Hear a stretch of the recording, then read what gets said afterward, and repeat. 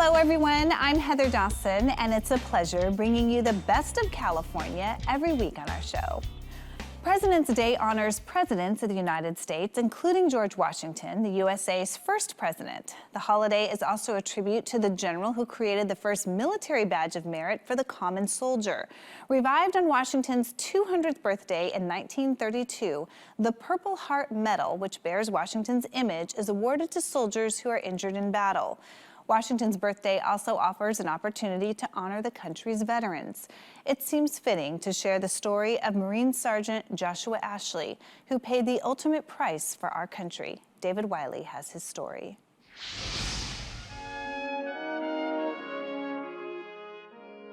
For military families, there's nothing more devastating than losing a loved one in battle overseas.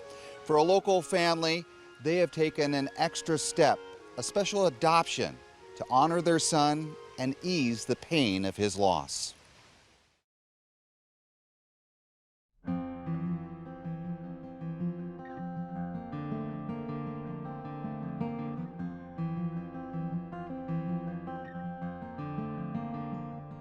U.S. Marine Sergeant Joshua Ashley is an American hero who lost his life in 2012 while fighting for our country in Afghanistan. Joshua was a local boy who grew up in Rancho Cucamonga. He had a towering presence and a magnetic personality that left an indelible mark on those who knew him. He was very athletic, very competitive, but he was big in stature. He's like 6'3", but he was the biggest teddy bear. A popular student at Etiwanda High School, Joshua was moved by the events of 9/11 and felt a calling to join the military.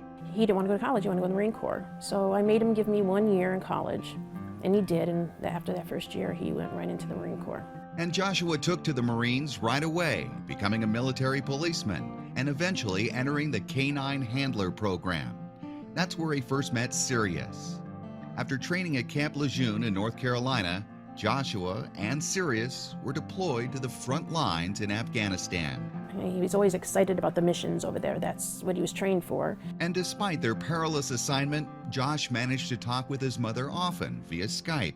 In fact, they spoke the night before he was killed and talked about Sirius. When we Skyped, he said, Mom, I re-enlisted. I know you're not going to like it. He goes, and where I'm going, I'm not going to be able to take Sirius with me. And he said, I'm going to adopt him, but you're going to have to take him for me. And then when I get to wherever I'm going, I'll take him. 24 hours after that phone call, Tammy and her family were notified that Josh had been killed by a landmine. Remarkably, Sirius survived. And as devastating as it was to deal with the death of her son, Tammy almost immediately began pursuing the adoption of Sirius. I started the process of the adoption, which it's rare. Parents don't usually get their children's, dogs that they are assigned. However, they had just recently started allowing parents of the fallen to adopt their child's dog. Sirius continued to serve with the Marines during the adoption process, and during that time, Sirius had a non-combat related accident that left him near death. Despite injuries that left Sirius unable to open his mouth, Tammy went through with the adoption. He's special needs in a way because he can't open his mouth normal. He has to lap everything up, but he's healthy and seems very much loving retirement. And while caring for Sirius has been a challenge, he's been a constant reminder for Tammy and her family of the son that they lost. Josh never had kids and he wasn't married, and to me, this is his son. So that's the only part I have of him. And Tammy and Sirius continue to keep Josh's memory alive. Josh and Sirius were memorialized on the Lucy Pet Foundation float at the 2018 Rose Parade. Tammy and Sirius rode on that float, taking Josh's story to the world. He loved that dog, and for the Marines to give that dog to Tammy, and the dog's been living out the rest of his life, it's just great. And so what an honor it is for me to be able to have a float that's paused for life and to have Sirius and Tammy on the float. I mean, it breaks me up thinking about it. for me, this is all about having my son never be forgotten. And with the help of Tammy and Sirius, the ultimate sacrifice that Sergeant Joshua Ashley made for our freedom will never be forgotten. I'm David Wiley for Healthy RC Living. And coming up, we find out how to create an income stream by doing something as simple as trading Bitcoin. And we sit down with Ed Helms and the stars of the new movie, The Clapper, plus inside the Monster Truck Show. It's all coming up when we continue with California Life. Don't go away. Today's in-studio guest is the founder and CEO of the Bitcoin Academy, which is known as the leader in cryptocurrency education. He's also managed more than $1 billion in assets and is recognized for his strategic, unique, and operational vision for leadership. We'd like to welcome Brian Sewell. Thank you so much for joining us today. Thank you, Heather. It's good to be here. And I have a very basic question. Yes. Believe it or not, there are people out there like me that were wondering, what is Bitcoin? Yeah, most people don't even know what Bitcoin is, and most of the world still doesn't know what Bitcoin is. Less than 1% have actually adopted it. So Bitcoin is a technological innovation, and this is where most people get it wrong. Most of the media right now is talking about Bitcoin as being an asset, right? Being an asset class, it's digital money. And it's a simplistic definition, but it's not simply an asset class. It's a technological innovation that has useful features built into it. Right now, a lot of people talk about Bitcoin being a bubble, right? It's gone way up, right? And it keeps going up, and they compare it to the tulip bubble, right? And it's going to crash. That's the only place it can go. Matter of fact, very prominent people have called it a bubble. But that's because they view it as an asset class. Bitcoin is following a technology adoption curve, like the automobile, the television, internet, iPhones. And so what you're going to see with Bitcoin, it's going to get adopted over the next 10, 15 years. It's going to go from less than 1% of people that use it to probably close to 98% of people that use it. Like the internet was adopted, it took about 20 years. Is it too expensive to invest right now? That's a great question. You know, with Bitcoin, it's divisible up to many decimal places, and so you can buy any fraction. One of the great things about Bitcoin is it eliminates all borders. You can send millions of dollars worth of Bitcoin anywhere in the world. You can also send pennies. I could send you a few pennies worth of Bitcoin. And what are the fees involved? There are fees which, the fees change all the time. So with Bitcoin itself, the fees may range from 26 cents, sometimes up to $10, depending on how busy the network is. So if somebody is already have their own network of Bitcoin and they still want more information, I mean, is it something that they would reach out and do on the internet, or how would they reach you? There is a ton of information out there with regards to Bitcoin. They can go to AmericanBitcoinAcademy.com or go to our YouTube channel if they want to learn more about Bitcoin. The important thing is that don't just take people's word for what Bitcoin is, because there's a lot of misinformation out there.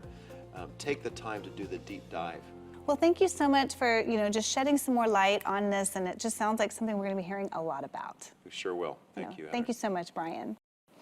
And coming up on California Live, we take a look at the new romantic comedy, The Clapper, which stars Ed Helms, Amanda Seyfried, Tracy Morgan, Mark Cuban, Adam Levine, and the late Alan Thicke, whom the film is dedicated to. Plus, we go inside the Monster Truck Show. All this and more when we continue with California Life. Don't go away. Lee, how cool is today? Oh, it's very exciting. Full circle, getting back after 30 years in our home city, raising money for charities, staying state of the art, and it's wonderful. I ran into a good friend from Austin, Texas, Malik Jefferson. Played for the Texas Longhorns, now with the Indianapolis Colts. And Malik, first of all, how about the synthetic turf at SoFi Stadium? I work with Helmets Construction, and we installed the synthetic turf. We call it Matrix Helix, with the Cush drain below the surface. I played SoFi last year with the Chargers. So what's your thoughts? I feel like as a player, I can run full speed, especially as like special teams. You can run full speed and cut at any point. I just really didn't have any slippage. I played on the dime, so it was very firm in the way where I could play fast. It was soft. And it looked awesome. Yeah, it did. Okay. So many strides in the right direction in terms of getting the turf right, getting the firmness together. When I first started playing, it was just like carpet.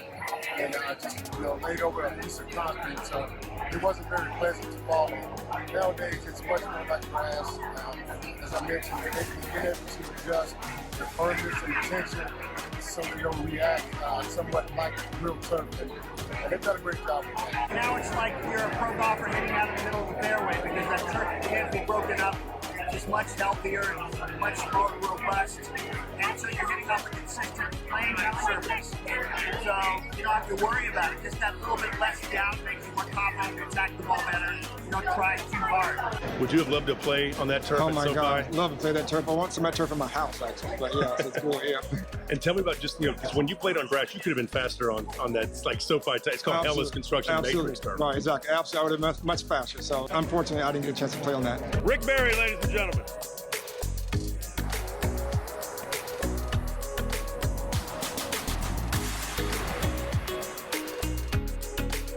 Hellas, building for sports from start to finish.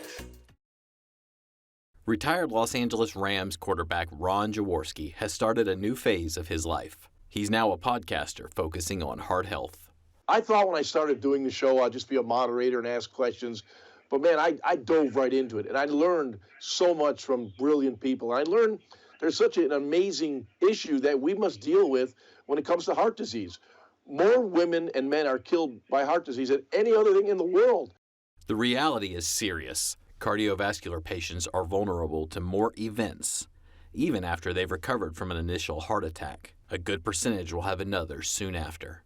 In fact, studies suggested that 50% of patients with that first heart attack will have another cardiovascular event. It might be another heart attack, a stroke. It might be a cardiovascular procedure.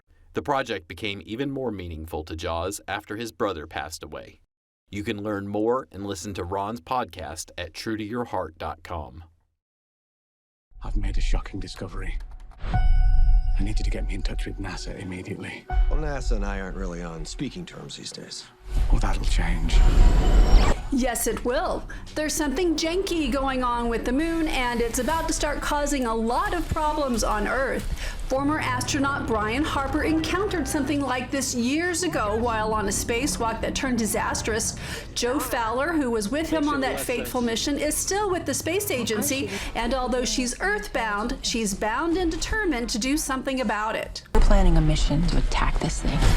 I'm asking you for your help. Say yes, Brian. In writing and directing Moonfall, Roland Emmerich has put together a combination disaster movie and buddy story. Oscar winner Halle Berry, Patrick Wilson, and John Bradley make up the motley crew determined to save the planet or die trying. Berry says she was attracted to the project because it seemed to reflect our current reality. I think one of the reasons I really wanted to do Moonfall was because it related to the odd times in which we find ourselves living in with this COVID pandemic. And I think normally big disaster movies like this are movies that people seem to gravitate towards. I think they can see themselves in them. We all have this fascination about the end of the world and what would that look like and how would we live through that? Would we live through that? And because the pandemic is so much, I think, a part of our everyday life right now, a movie like this sort of resonated with me in a different way. I thought it would be more relatable now than ever before within, the constructs of our life right now. The studio has certainly put an enormous amount of time, talent, and money into building the sets and creating the special effects. Wilson believes this sets the stage for enlightenment. There is a wonderful thing that films can do, no matter if they're a tiny independent movie or a huge spectacle, which is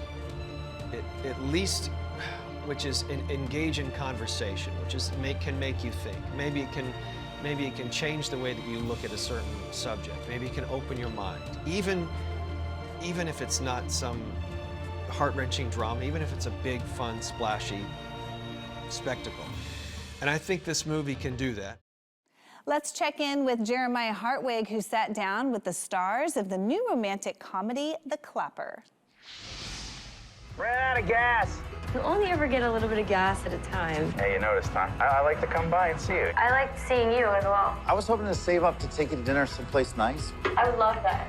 Get whatever you want, by the way. This one's on me. I've been thinking about this ever since I first got gas at your place. You must be so excited about all your shows. Do you mean to tell me, with no money down, I can buy a house? Pennies on the dollar. How is it like switching gears into more of like a romantic comedy kind of role, such as The Clapper? Well, it's not. I don't look at a role like this as switching gears necessarily. I really approach all the parts the same way, which is to try to bring some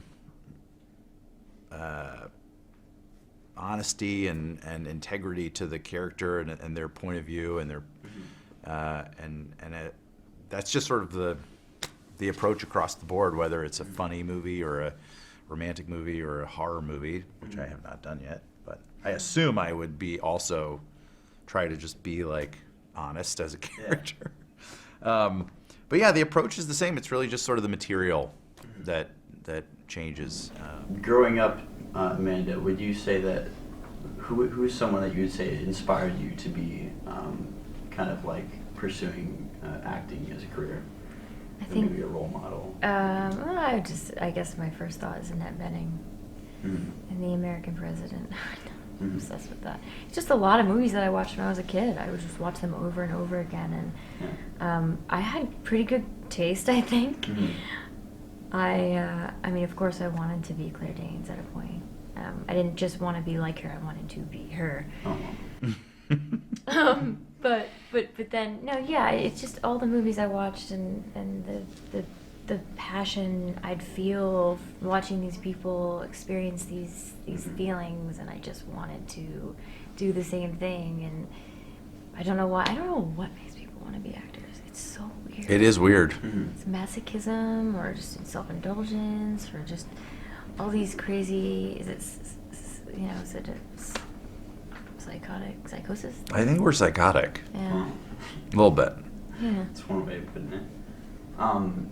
I was reading that you Ed have kind of participate in a nonprofit organization to like eliminate malaria. And I was wondering if you could talk a little bit about that. Malaria No More is a really remarkable organization, and the reality is we can get rid of malaria in our lifetimes, which is kind of hard to fathom, but it's true with the right resources channeled in the right direction. So it's a pretty awesome cause. Let's head to the Monster Truck Show with Carlos Santillan.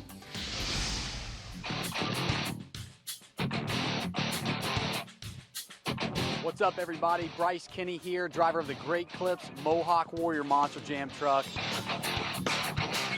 So excited to be right here in Anaheim at Angels Stadium. Cannot wait to climb up in this Monster Jam truck and get airborne. Monster Jam is unscripted.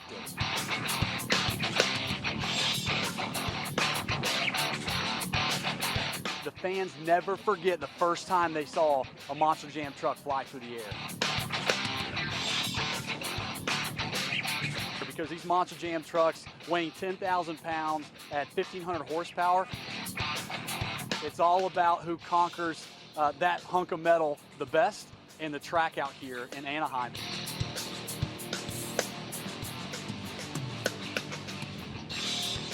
Whiplash will be debuting at the show. And this truck truly just embodies who I am as a person, what I represent and what I stand for. Showing females that you can be strong, you can be pretty, and you can compete in motorsports all at the same time. So the awesome thing about Monster Jam is that we involve our fans in every single aspect. And they can go to judgeszone.com during the show, and they vote right there on their phone. Who wants to push the limits the most, and they're going to take home the trophy at the end of the night. The one thing that's even better than getting to strap in to these 1,500 horsepower machines is meeting every single fan that comes out to the show. We want to give as many high fives as we can. We want to meet you guys. Come out to an event. Come out and meet us. Come out and see us. And I promise you will not be disappointed.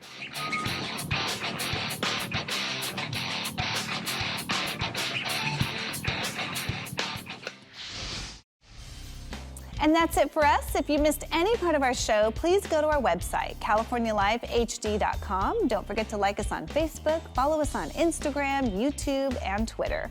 I'm your host, Heather Dawson. We'll see you next time.